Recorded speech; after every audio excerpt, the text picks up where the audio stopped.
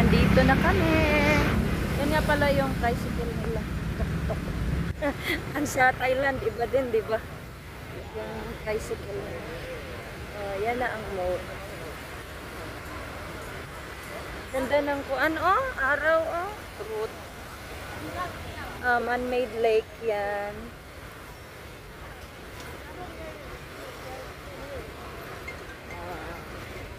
Lakad-lakad kami. Maraming tao ngayon kasi holiday. Ay, holiday. Oo, Friday holiday. pa lang.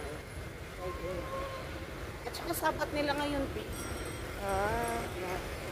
Parang ano nila, no? Simba-simba sila. Importanteng okasyon sa mga Buddhists. So, yan.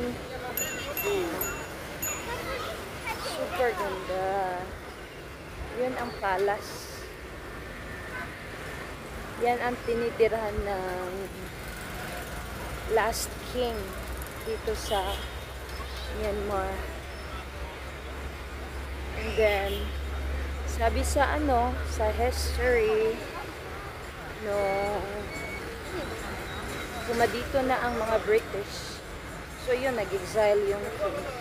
So, ginawang kampo ng mga British ng military, ano, camp, yung kuan, yung moat. Tapos, yun na. Yan, dumating daw din yung mga Japanese. So, kaya, May dirty ice cream na. ha? Kain muna tayo. Ano gusto mo? Marami man doon. Dito. Ay,